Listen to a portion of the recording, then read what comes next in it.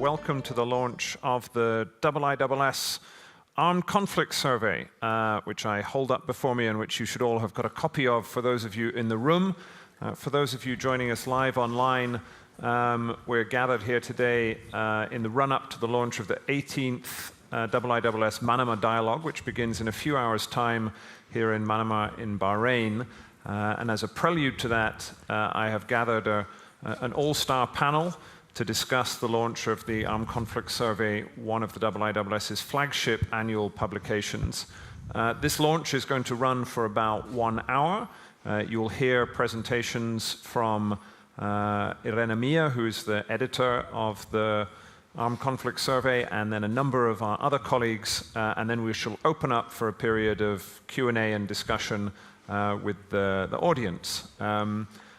My name is James Crabtree. I'm the Executive Director of the IISS office in Singapore, IISS Asia, and I'm going to keep my remarks as brief as I possibly can and begin by handing straight over to Irene Mia. Thanks, James. Good afternoon, everybody, and good afternoon to people online. It's great to be here. It's actually the culmination of a year work for this very big report. As James mentioned, the ACS is one of the Institute's flagship publications, which is monitoring and trying to make sense of the conflict landscape since the inception of the series in 2015. We currently cover 33 active conflicts across the world, so across all the region of the world, including the Middle East, of course. We try to provide really our audience of expert practitioners, policymakers, and corporates with some strategic and forward-looking assessment of drivers, implication, and also outlook for conflicts across the world. We have a double filter to look at conflict, to understand conflict. So we look at the domestic drivers of conflict as well as dynamics, including a focus on a non-state armed group that, as we know, are an increasingly important player and driver of violence across the world. But also in line with the IISS global and strategic research focus, we adopt a geopolitical lens to the study of conflict. So we try to look to map the geopolitical drivers of conflict, but also their interlinkages across the region and across the world, and their global repercussions. So just to highlight two features of this year report, we are also including selected strategic regional essay on trends which are of strategic importance for the regions, including de-escalation in the Middle East, geopolitical dimension of conflicts in sub-Saharan Africa, the regional repercussion of the Russia-Ukraine war in Eurasia, also geopolitics of synthetic drugs in the Americas, and also China involvement in Asia conflict. And some of those topics my colleague will cover in more details.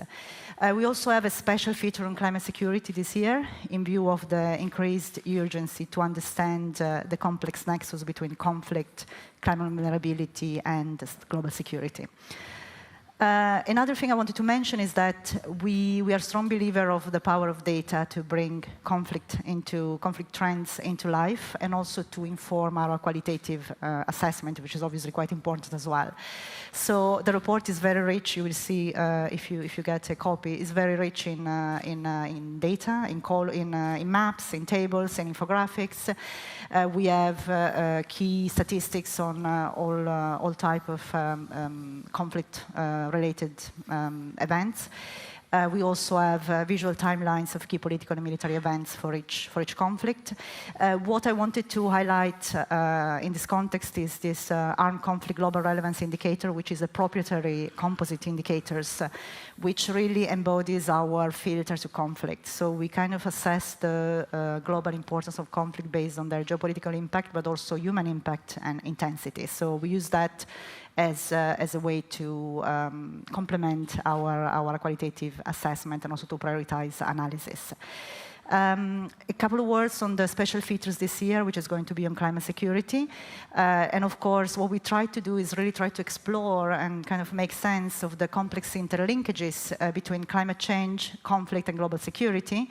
We have 3 chapters in the report this year, which are on 3 topics which selected for their strategic importance in terms of shaping the current and future conflict landscape at the internal as well as geopolitical levels. So we are looking at the nexus between peace building and climate resilience, and this is very important considering then 60% of the 10 top climate vulnerable countries are actually affected by conflict. So there is a very important need to really have the 2 happening at the same time, and Benjamin will say a bit more on this. Also, we are looking at, again, going back to the importance of non-state armed group as one of the, I would say, part of the problem, but also part of the solution. We're looking at their role in terms of weaponizing natural resources in conflict, but also after conflict as a tool of legitimacy. And thirdly, on a more geopolitical level, we're looking at the geostrategic implication of climate mitigation and energy transition, including in terms of geopolitical competition for control of critical minerals, which are going to be important for the clean energy transition. Just a couple of words on the main findings of the report, which I will share also with Benjamin, who has been a key part of the team, of the core team putting together the report. So the first trends I would highlight is really the fact that geopolitics is again a key driver of conflict. What we have seen is that even if the majority of conflict at the moment are internal, an increasing number is internationalized. We have seen an increase in third-party intervention in the last 10 years. They have tripled since in the last 10 years. So we had seen this kind of really increasing importance of geopolitical drivers because those third parties are actually intervening in pursuit of their strategic interest and geopolitical interest. Of course, the Ukraine war has escalated this growing trend to a new level. As we know, it's also an interstate conflict, but there are other interstate tensions that are brewing up in the world, including the one between China and the US over Taiwan. The other related trends to that is the fact that we have seen a reversal in a trend which we had seen in the last 10 years or so of progressive disengagement of the West in conflict. What we've seen is that the Russia-Ukraine war, by threatening security in Europe and international rule-based order, has really strengthened the West cohesion. And this is something which is going to very likely reshape the global conflict landscape, and also is going to have implication on many ongoing civil wars in the Middle East, notably. And the third element related to climate change as well is really climate change as a next frontier or already current frontier of geopolitical tensions. We are seeing that disagreement over mitigation responsibility as well as competition over critical resources is increasingly changing the geopolitical equilibrium and also is an important source of interstate tension, but also is something that is going to be more and more a factor in non-state armed group strategies in internal conflict in resource-rich, fragile countries. In fact, as you see, you cannot really see the graphic I have there, but it's really where the critical resources are. And as you can see, most of the critical resources are in developing countries and in fragile countries. So this is something which is going to really shape, again, the global conflict landscape. And it's also something that could be a game changer for many of those countries if they're able to leverage really the potential of those critical minerals. And thirdly, very quickly, the Russia-Ukraine war wider implications. What we have seen is that obviously the Russia-Ukraine conflict is yet another global shock building on the coronavirus pandemic, but also the long-standing accelerating climate emergency to really exacerbate drivers of conflict globally. Disruption in global supply chains and spikes in energy and food prices has hit several developing countries very hard. And it intensified pre-existing food insecurity and high inflation trends. What we're seeing is really an unprecedented food insecurity across the world, in the Middle East, in Latin America, and other regions. This is also will create, unfortunately, fertile ground for instability and social unrest. And also, the other element about obviously the crisis in Ukraine is that the unprecedented humanitarian crisis and reconstruction needs created by the war will also limit international aid and development funding available for other conflicts across the world, which, as we know, are many. So, unfortunately, with this not so positive assessment, I will give the floor to Benjamin for some other key findings for the report. Thank you very much, and it's a privilege to be here and to present this year-long work on the margin of the Manama Dialogue. I'm going to talk a bit about some of the features of armed conflicts in 2021 with an eye also at trends in the last decade or so. And I have 3 key messages for you. The first one is around the number and the scale of armed conflicts. And as you can see from this graph, in the last few years, we have reached a peak in the number of armed conflicts globally since World War II. And this has been an ongoing trend since 2011, since the Arab Spring in 2011. We recorded in 2021 54 armed conflicts globally. You see also the line that spikes as well in 2011, which is the conflicts between the non-state armed groups, so where the state is not part of it. And this obviously speaks to the proliferation of non-state armed groups. In terms of trends, we see that what accounts for the increase in armed conflicts globally is the civil wars with external interventions. And here I turn to my second key message. What are the civil wars with external interventions? Are civil wars where an external party, an external state party, directly militarily intervenes. And this, looking at the trends, so we're looking at the blue conflicts are these civil wars that from 2011, 2012 have spiked. And we arrived today to a situation where we have as many civil wars with no external intervention and civil wars with external intervention. So this is one of the most remarkable trends in the last few years. Obviously, this trend reflects the current global disorder and the current geopolitical competition between great powers. Now, who are these external interveners? We have the usual. We have great powers, but we increasingly have middle powers and regional powers in different regions. Now, we have seen this phase of external countries intervening in civil wars during the Cold War, the proxy wars, where the US would support one party, the Soviet Union would support a second party, and there would be a proxy war. Now, today, obviously, that resembles this situation, but it's way more complex because there are many more state actors intervening. The Middle East and North Africa and Sub-Saharan Africa, which I will speak about in a few minutes, are the 2 regions that mostly have these trends. So moving to my third message, what are the consequences on conflicts? The conflicts today are more and more protracted. They are longer in length. They last longer.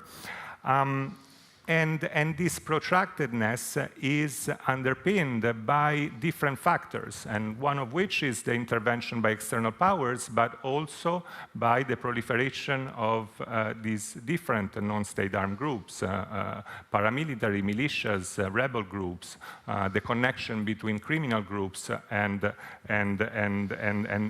rebel groups. So there are dynamics that make conflicts more intractable as we define them.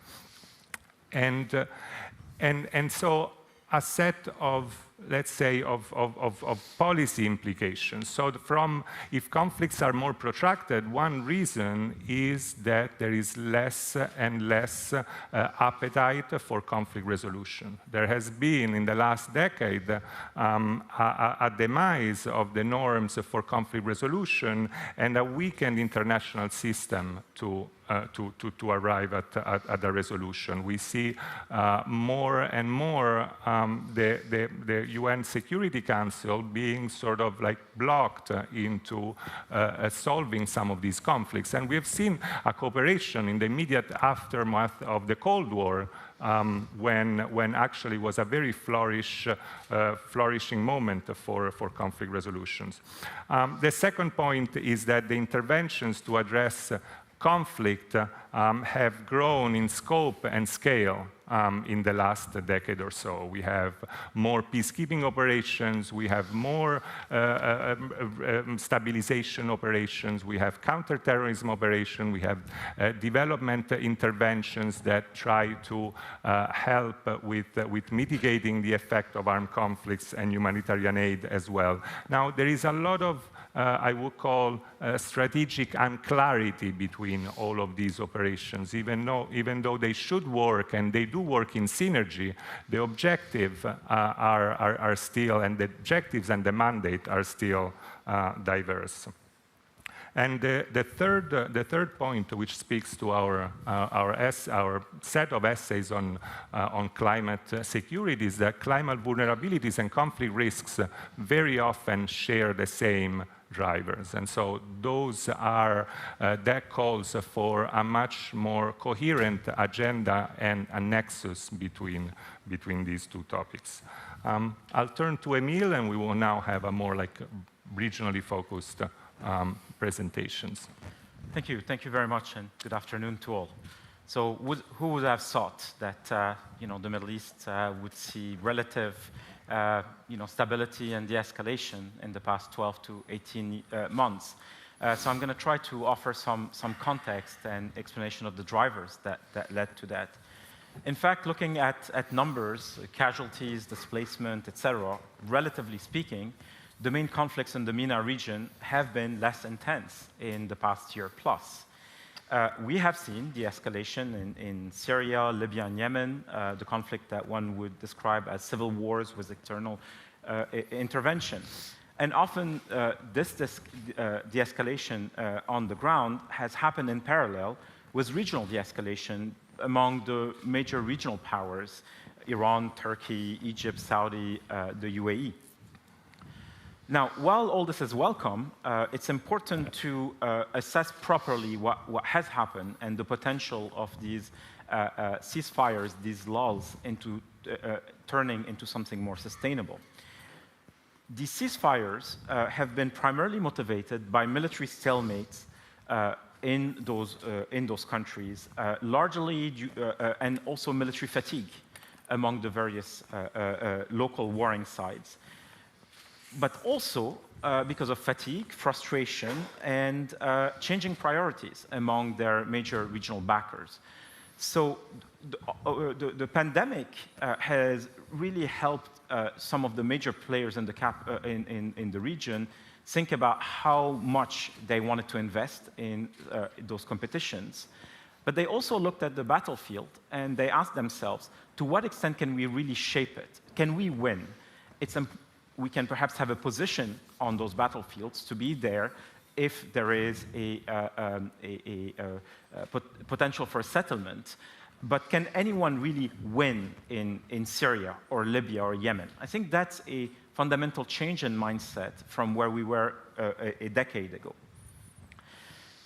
So that point to the limitations of these stalemates and ceasefire to turn into sustainable de-escalation, détente, and prospect for political settlement. What we haven't seen is in Yemen, Syria, and Libya, these lulls turning into or adding momentum to, for instance, UN-driven processes. There were attempts, and we certainly should be grateful that UN special envoys and others and diplomats in the region and so on have tried.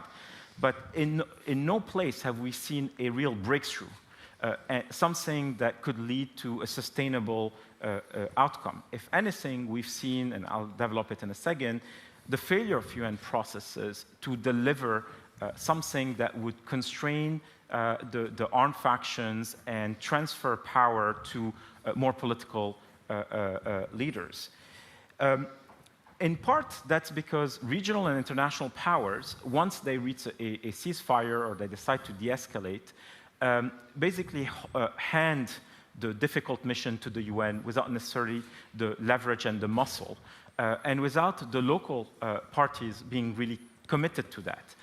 They often see those ceasefires as an opportunity to regroup, rethink their military objectives, and wait until new opportunities for military conquest arise. Like looking in a bit more in more detail, look at Syria, for instance. The battle lines have largely stayed the same for the past year and a half. But right now, we're looking at the following questions. Will Turkey launch a new military intervention in the northeast? That looks more likely these days. We see greater instability in southern Syria, in part because the agreement in 2018 to stabilize northern Syria was never very solid, was not very really implemented. There was no real attempt at reconciliation and stabilization. And we see new forms of instability rising, most importantly, the narcotics trade from Syria into Jordan and then the rest of the Gulf. There's also a big question right now, the extent to which the US presence in Syria and Iraq is sustainable, and whether, if there is a change in that presence, that would lead to a revival of ISIS, for instance, perhaps not as the monster we saw in the previous decade, perhaps in a weakened form, but still as a potent challenger, because it continues to exist in the Badia Desert in Syria. In parallel, the political track is almost non-existent at the moment in Syria. The UN track is peripheral, it's marginal. They barely meet. When they meet, there is no agreement. The UN special envoy is trying, but that must be the most frustrating job in the world at the moment. The Astana format, which brought together Russia, Iran, and Turkey, today is very fluid. Why? Because there is a change in power dynamics within that format. Russia is today mirrored in a conflict in Ukraine, which means that, relatively speaking, Turkey is a more powerful state, and Iran has greater space to operate in Syria. This is an unstable equilibrium. Also importantly, the move towards regional normalization with the Assad government are here, but they don't seem to be a solution in terms of stabilization, political settlement, and so on. So this is a major conflict at the door of many Middle Eastern states, southern flank of Europe, and so on. And there's no sign that it is coming to an end. Yemen is another example. I think this year has been the least violent year in Yemen since 2014, when the Houthis took over Sana'a and then in 2015 started spreading. But just before that, early 2022, was one of the most intense moments of fighting in Yemen, because the Houthis had become very ambitious and wanted to take the central city of Ma'arib, which is really the last government holdout in this place. It is precisely because there was a massive fight for Ma'arib that the Houthis failed to win, that essentially that they've agreed to a ceasefire. That is also due to Saudi fatigue. They were willing to defend Ma'arib, but they're no longer willing to take the fight deep into Houthi territory, at least not at the moment. And also because the UN saw a window of tactical opportunity here, and it did a relatively good job. The problem is that in those 6 months, the Houthis in particular, but also others, have essentially prepared themselves for the next round of fighting. It may not be as intense, it may not be as nationwide, but it is certainly no formula for a political settlement. I'll end by saying that Libya is a good example of what happens when there is no political muscle, no real international, regional commitment towards a political solution. 2021 was the year of de-escalation in Libya, but it ended on a very sour note when the elections were not held, and that led again to a divided government. And what we saw in 2022 was less violence in Libya, but still real attempts at taking power here and there. What we're dealing with in Libya, however, are weakened actors who cannot do what happened in 2019, 2020. But who knows, those weak actors can weaken even further, and then other actors could replace them with more ambition, more resources, and perhaps more external support. So the Middle East, we should be careful about being complacent when it comes to that. Obviously, the big fight these days is in Europe, but the potential for renewed large-scale violence in the Middle East is still there. Thank you. I'll talk about the trends in sub-Saharan Africa. And in this region, the three key messages that I had earlier apply squarely to sub-Saharan Africa in terms of like the scale of conflict, the internationalization of those civil wars, and the protractedness of conflict. Conflicts in Africa, they skyrocketed around 2014. It is still the most conflict-affected region now in 2022. It has the highest number of fragile countries according to the World Bank and OECD. And in our armed conflict survey, there are 16 countries examined in the report. In the last 2 years, the region went through several military overthrows, especially in the in West Africa and the Sahel. And also, we need to mention the rise of even more like the rise of terrorist and Islamist groups. By some measures, half of the Islamist terrorist incidents of the last 12 months have taken place in sub-Saharan Africa. There are also two other trends that I want to mention that go hand in hand and in parallel with the rise of conflict. One is about the one that is climate change and the rise of extreme weather events. In terms of especially the alteration of patterns of rains, with more and more floods, with droughts like in the Horn of Africa, or floods like in South Sudan. So we see a pattern of economic disruption, economic and social disruption, that is a further enabler of armed conflict. And the second parallel trend is the resulting humanitarian impact from the conflict, from all the conflicts. In sub-Saharan Africa, there are today 137 million food insecure people, which is a number that is tripled has tripled since 2018. Obviously, conflict accounts for that, but also the displacement from climate change and from COVID and the different compounding crises. 8 of the top 10 African countries that experience food insecurity are facing conflict. So we see food insecurity and armed conflict that really go in parallel. Now, the areas of crisis in this region, I mean, there is like a continuous arc of insecurity that goes from the Atlantic Ocean to the Indian Ocean. And we have these regional clusters of conflict in the Sahel, in the Lake Chad Basin, in the Great Lakes region around the Democratic Republic of Congo, and in the Horn of Africa with the civil war in Ethiopia that is sort of the fulcrum of insecurity. Now, that civil war has had a very recent peace agreement, and we will see if that will be able to hold. What I want to mention is the overlapping dimension between all these conflicts. Most of these conflicts have a local dimensions. They start from in peripheral regions where where central government does not have a reach in terms of providing services.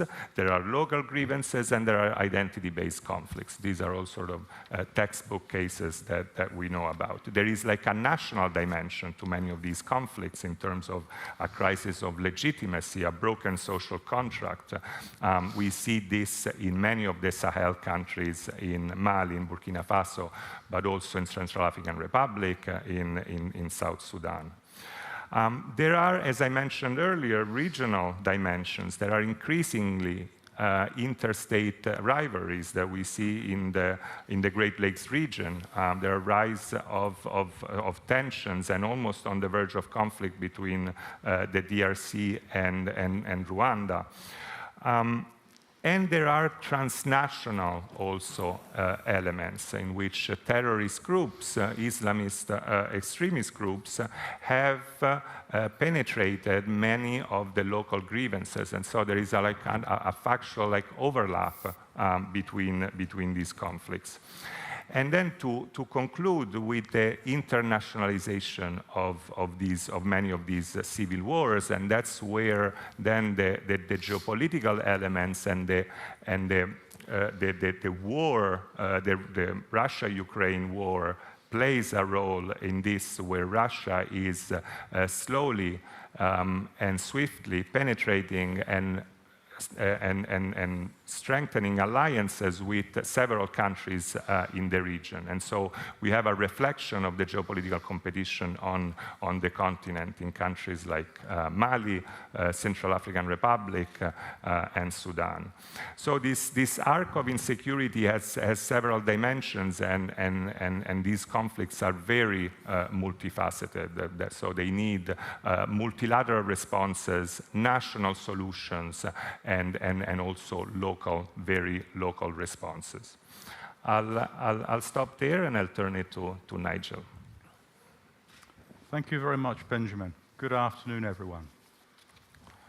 At the launch of the Armed Conflict Survey a year ago, I offered the view that although we are approaching the 30th anniversary of the breakup of the Soviet Union in 1991, there was, nonetheless, no sense in which that region had become stable and peaceful. On the contrary, we can think of the breakup of the Soviet Union as a great geopolitical Big Bang, an explosion that sent hot, molten pieces of geopolitical matter, 15 of them, hurling out into the universe. And yet, 30 years on, they had not yet cooled and stabilized and formed an orderly solar system, as it were. Sadly, that prediction has been amply borne out by the events of the past year, which have been exceptionally turbulent for what, again, 30 years on, we still somehow call the post-Soviet state. There have been many examples of tensions and conflict within states and between states. And let me say something about three of the most important, which all, in slightly different ways, illustrate this point about the lack of stability and settledness after that great geopolitical Big Bang.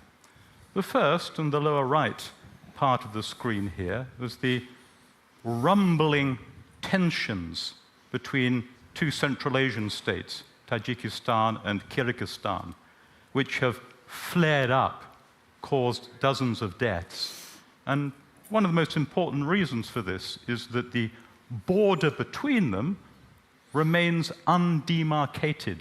And this is part of a larger theme in the region. Borders which had been intra-state borders, separating Soviet republics in Soviet times, then became, after the geopolitical Big Bang, interstate borders. Yet many of them are still not properly recognized by those states that are separated by them. And that remains a problem. The second is the conflict in the middle of the map there between Armenia and Azerbaijan. The origins of this conflict lie even further back. In late Soviet times, it was the first big conflict of that time to flare up in 1988.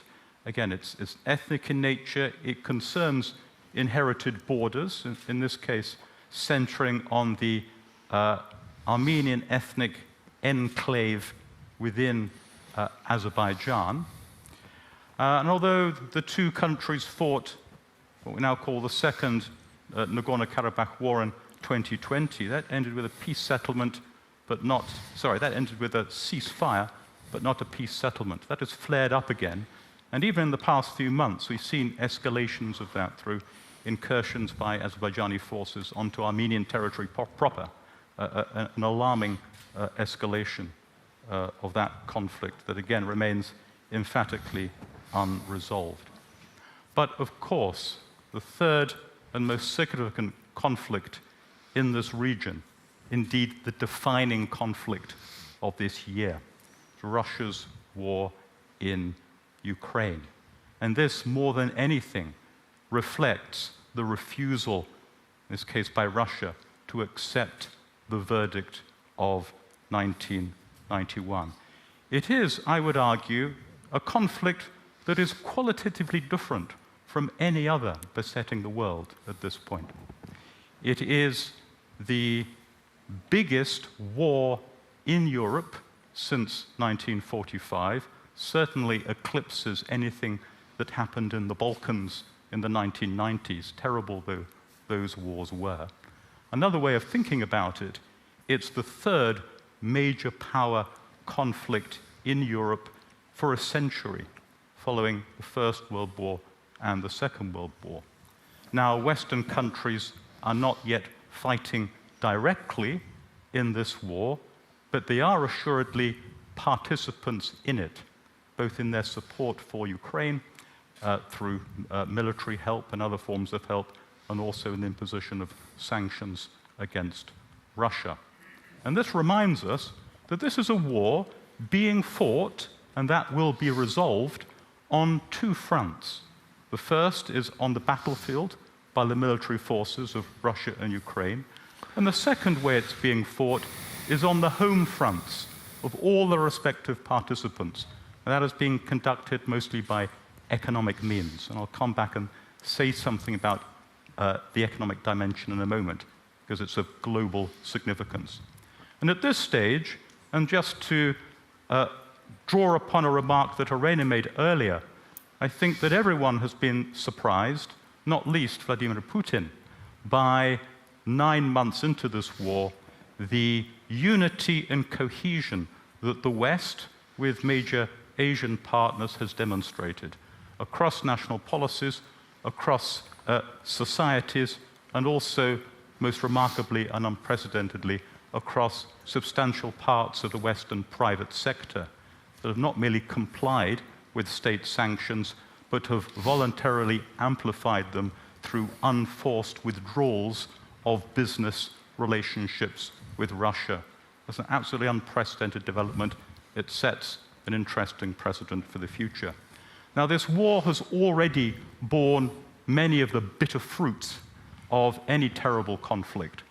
Over 200,000 people either killed or injured in this war, hundreds of billions of dollars of economic damage. Over 6 million Ukrainians that have been displaced within the country and another over 6 million that have been forced to flee overseas. But I think it's very, very important, in particular here, to emphasize the fact that this is a conflict of global and not merely regional significance. And that's for at least 3 reasons. And we can talk about these reasons being 3 Ps. And the first is the P of principles. Now, this war and its implications have profound consequences for the fundamental principles of international order, of state sovereignty and the inviolability of borders. That was true of Iraq's invasion of Kuwait in 1990, which was globally important for the same reasons. So what is going on, what's at stake in Europe now, has much larger implications for international order. The second P is prices, commodity prices, in particular oil and food, both of which have been affected, have raised as a consequence of this war so far. Now, that's good for some countries, the oil exporters. It's bad for the food importers. And that will, in turn, impose strains and possibly exacerbate conflicts in other parts of the world. The third P is policies.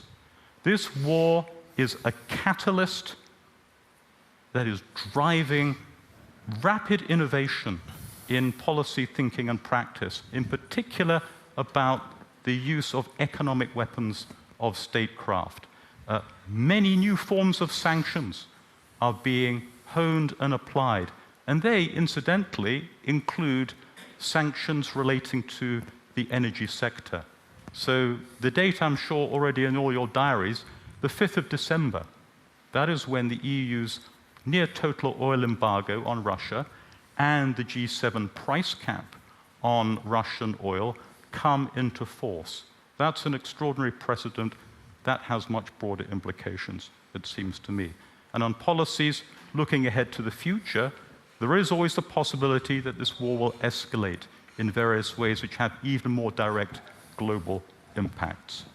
It's a war unlikely to end very soon. And in conclusion then, if we're thinking ahead to the longer-term implications of its conduct and its outcome, whatever that is, again, 3 Ps. The first is power. What consequences will this have for the balance of power? I'd offer the thought, I think not already significantly appreciated, that this war has already shown the underlying weaknesses and limitations of Russian power across many domains, not only military power, but informational power and cyber power as well. The second is that this war, as it moves on, will shape perceptions of resolve and commitment in ways that have much larger implications, because in diplomacy, everyone is always watching everyone else. And finally, the third P, this war and its outcome will set precedents for the ways that aggression works and is responded to, and again, the conclusions that everyone watching this will draw for that, including for conflicts in other parts of the world. I'll just finally finish, if I may, with an advertisement for the launch of another publication, the one that I edit. Another date for your day. It's the same date, actually, also the 5th of December, when we launch that, and that will explore the geopolitical dimensions of this and other recent events in the world in detail as well. Thank you. Very good. Thank you very much, Nigel, and to the rest of the panelists. So comprehensive though the armed conflict survey is, it doesn't actually cover the entire waterfront of work being done by the IISS. So Nigel's advertisement for his publication is well taken. And before we open up for questions for the remaining 15 minutes, we wanted just to give one more small piece of product placement for another excellent piece of IISS work that was launched this year from our Asian operation. And for that, I'm going to hand briefly over to our colleague, Erin Connolly, to talk about the conflict in Myanmar. Thanks, James. And I should mention that there is actually an excellent chapter on Myanmar in the armed conflict survey, which you can review after this event. But we have gone beyond that to produce this digital interactive on the conflict in Myanmar. This is a static image, but if you go to the website, myanmar.iiss.org, you can manipulate these different variables to try and understand better what is a very complex conflict. But if I can just briefly touch upon what this image shows, we are all used to seeing conflict around the periphery of Myanmar between ethnic armed organizations and the central government. That's been going on in some cases for 7 decades. What we have seen since the coup d'etat that took place on February 1st, 2021, is for the first time since the 1940s, armed revolt in the center of Myanmar by Bamar Buddhists against the central government. And that is really unprecedented since the 1940s. And so both sides are seeking dominance over the other. The central government, I should say the junta government, the State Administrative Council, has sought to diminish the intensity and the tempo of the revolt by primarily through use of airstrikes and militias. These airstrikes are not really targeting forces, they're targeting population centers, trying to create refugee crises, internal displacement that would make it more difficult for rebels to live off the land and live off the population. And then we still have, around the periphery of the country, armed conflict going on in most of the major ethnic states, including now, as of August, in Rakhine State. And many of you will remember this is the state where in 2017 and 2018 we saw such violence against the Rohingya population. They're being caught in the crossfire of the current conflict. And the tactics that were used against them in 2018 are now being used against Bamar Buddhists in the center of the country. So that's the situation in Myanmar. I'm happy to take questions on that alongside colleagues afterwards if there are any. Very good. Thank you, Aaron. Thank you, everybody. So we now have a period for about 15 minutes of questions. We're going to end at the top of the hour. That's 5 o'clock here in Manama. Maybe a different time for those of you watching at home. I see a question at the front. Maybe if you might introduce yourself and a microphone will be whisked to you as you can ask your question. Yes. Please go ahead. Thank you so much. My name is Bari Alamuddin. I'm a delegate in the conference. I'm a writer and journalist. And my question is to Emil. Thank you, Emil, for a very interesting take on the situation of all the conflicts. However, I would have liked to hear from you about what's happening in Iran. It started with a protest. It seems to be moving into more of an uprising and conflict. And I would like to know what you read. What would this criminal regime do to its population? How longer is it going to take? Also, what would be the effect on the Hezbollah, Hashd al-Sha'bi, the Houthis, and all the evil that Iran creates in the area? Thank you. Emil, go ahead. Thank you. We cover a lot of conflicts in the ACS, but we need to have a criteria for what we study within the publication. So we have a definition of armed conflict that explains, for instance, why Iran is not covered in the ACS. It has to do with the scale, the intensity, the time scale of a conflict. Iran may qualify next year if this unrest escalates, lasts, and then takes other forms. Yep. So at the moment, we'll have to discuss when we're back in London. Not sure the criteria we have apply to that. Now, let me answer your question. This is indeed an unprecedented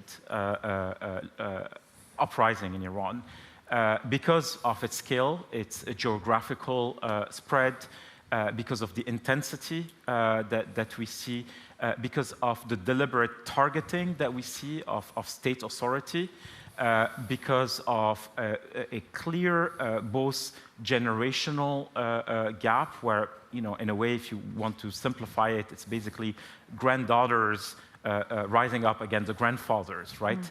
That you see a very large segment of the population questioning some of the choices that their grandfathers essentially made in '79 and so on, and say our orientation is different. Now, what's interesting, Iran, when you want to look at history, has had 3 revolutions in the previous century. It's a vibrant, restless society. So one shouldn't be surprised that they're always questioning state authority, the limits of free speech, etc. What's happening right now is that in 1999, you had an uprising in the universities. In 2009, you had an uprising because of the election and real allegations of fraud there.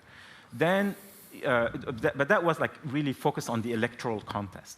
From 2017 to 2019, it was perhaps like mostly a social-economic driven uprising. Now, it seems like a broad-based ideological generational thing happening. And we see the build-up, essentially. All this is, it's cumulative, essentially. It starts small and it acquires more dimensions. What's relevant for us in the rest of the region is, as you say, what does it do to how Iran spreads influence in the region? Will Iran consider that they have to fight elsewhere to protect the core of the regime, or should they bring back focus at home and so on? My colleague John Rain and I may argue that actually Iran operates in the region at a low cost, and it is strategic, so we may not necessarily see a reduction in terms of Iranians' role. The second question, which I think is key, is we see a lot of unrest in the various ethnic communities in Iran. And that, although this has happened in the past, this is actually different. The Baluchis, the Kurds, and we see the Iranian system trying to push back. So it is very relevant. It will affect Iran's power. It may not necessarily affect the strategies, the willingness to do things. But there are so many other dimensions at play here. Regional de-escalation or not, greater convergence between Iran and Russia, sense of between the two that they have a similar purpose at this point. So, I wouldn't declare the end of, the Iranian system. It still has quite a lot in it. Thank you. Very good. Okay, lots of hands. So my colleague David Gordon, I will come to the center. We're not being totally biased towards the left, but David, do you want to go first? Thank you very, very much. My question is to Nigel. Could you give a sort of net assessment on where the Russia-Ukraine conflict is now? General Milley spoke a couple of days ago and said that there have been roughly 100,000 casualties on each side. What's your sense of who has momentum, how far that can go? You had mentioned that you foresee this going on for a long time. Does that mean that we're sort of in a permanent balance here? Now, I fear if Nigel gives an entire net assessment, we'll have no time for any more questions. So I'm going to take a few more, and then we'll pick a few. So the gentleman here, I saw your hand shoot up. Maybe you can wait for the microphone if you don't mind. My name's Larry Rubin. I'm a professor at Georgia Tech, but I'm also an associate fellow at IISS. This is, of course, amazing, and it's great in the classroom, too. My question is kind of for everybody, but again, inspired by what Emil said, because one of your remarks about Syria intrigued me, because what you said was, you'd said after kind of the Russian withdrawal, in a sense, of being less active in the Astana process, and Turkey has kind of elevated its role there.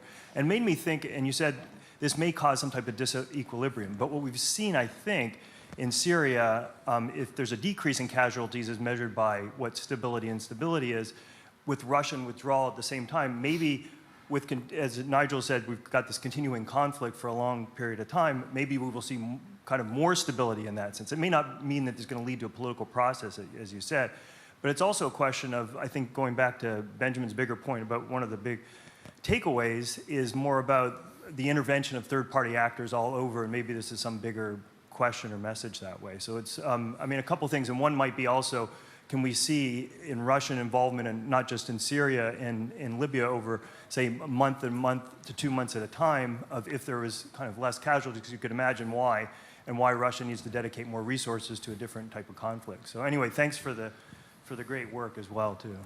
I'm going to take 2 more questions, and then, so I see the lady there, and then Sir at the front, and then we'll Thank you.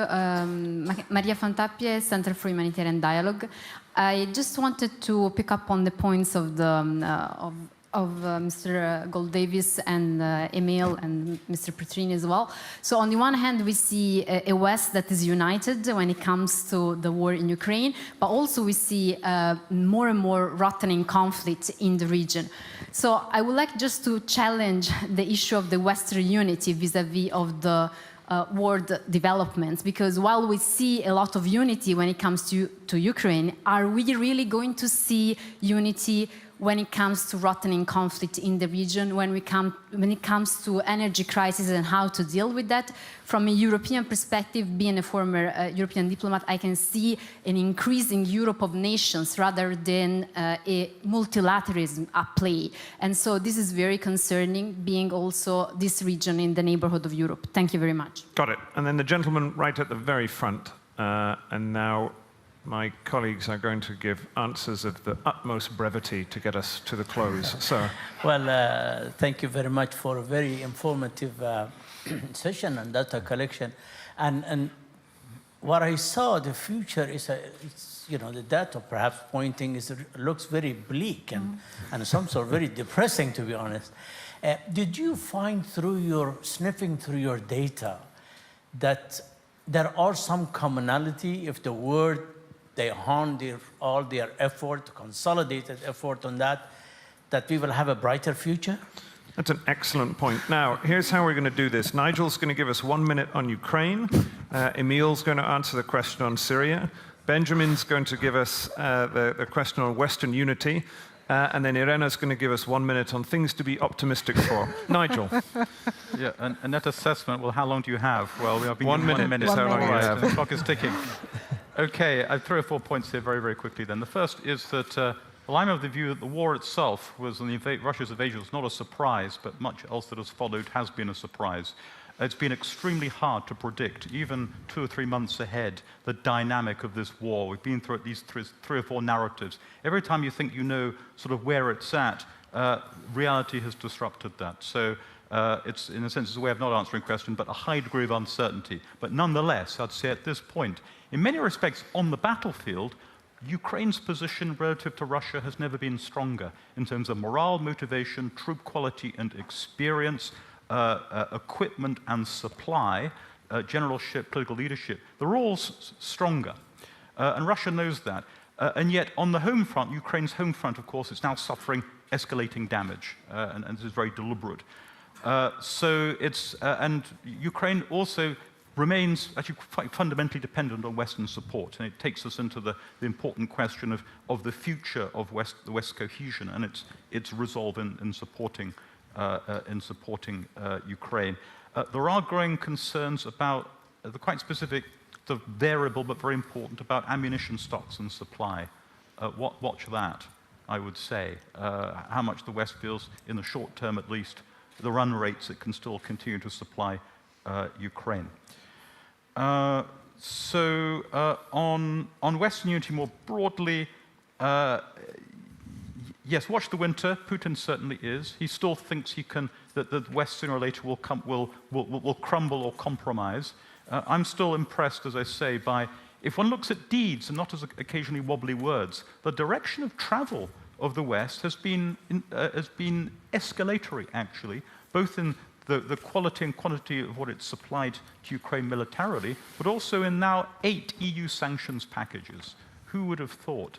I don't see any major political party or movement anywhere in the West beginning to make the argument that we have to trade off these different considerations, support for Ukraine on the one hand, with responding to the costs to our citizens at home in a different way, order those priorities differently from what the way that the public policy is ordering them now. But let's see where we are in the spring. Thank you, Nigel. Emil. Thank you. It's interesting to examine the question of whether Russia has to rethink its position in the region. I would say, look, in Syria, it was essentially managing the battlefield. It was managing the regional competition for many years now.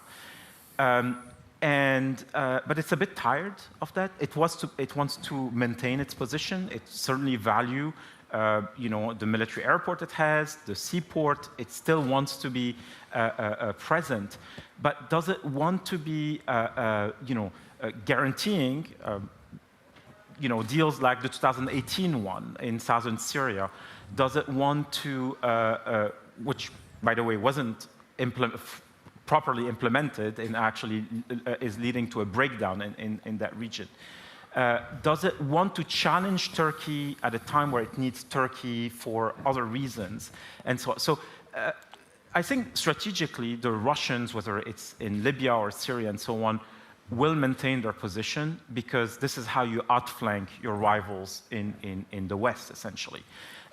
It's not about dominating anymore. It's not about necessarily shaping the future of these places. It's really about nagging, keeping off balance, having a position, just making sure that Western countries have to just watch their back while they're challenging them on the main front line in Ukraine. Now the question is how the rest of the region fills that vacuum, whether they ask Russia to be present, make it because they need it, or they basically try to fill that void, greater competition perhaps between Iran and Turkey in Syria. Will the Gulf states, for instance, which relied quite considerably on Russian goodwill in some places, essentially write off this partner because it cannot do power projection the way it was hoped it would? So I think we're not necessarily at a pivot point, but Russia is no longer, I would argue, this central military actor that some thought it was at a certain point. Very good. Benjamin, what about Western unity? On the question on Western cohesion, I think we have to think about the Western cohesion on Ukraine as a bit of an outlier. And that the Western positions and divisions in a continent like Sub-Saharan Africa has not dramatically changed. I mean, the West moves together with sort of concerted approaches on security, on development, on humanitarian issues. It comes together when it has to renew peacekeeping operations, for example, or having assistance to providing assistance to Somalia, or pulling out all from Mali when Russia comes in. I think that there are no signs of sort of a renewed multilateralism from Western actors in Sub-Saharan Africa, and I see more as forward-looking, as empowering and giving more agency to the African Union and to the regional economic communities, for example. So I see there an element where conflicts can be better managed. Now we're right up against time, so Irena, give us one thing to be optimistic for the gentleman in the front, and then we'll move to a close. Great. So I'll try to be positive. I think in general we do. You'll see in the report actually we do have a section for each conflict, for each region, on a glimmer of hope, let's say. But personally, I think what is quite encouraging is the fact that there is an increasing awareness on the role that climate crisis is having on conflict as an exacerbator of root causes, and I think there is also an increased momentum on the need of really mitigate those impact. And I think if really there is a fairer way to address mitigation also between, obviously developing countries and developed countries, I think that's going to really help mitigate, but also is going to put the countries which are in fragile countries more exposed to climate change in a much stronger position. And I think it will change a bit the equilibrium as well. But of course, there are lots of internal and domestic issues to address. But I do think that, and I encourage you to read the report because there is quite a lot of positive as well, not just negatives. All right. Thank you very much, Irena. A sort of bright note on which to end on. Thank you very much to my colleagues and to everyone else from around the Institute. This is really a labor of many hands, the Armed Conflict Survey. It's an excellent read, so thank you very much. Thanks, James. Thank you.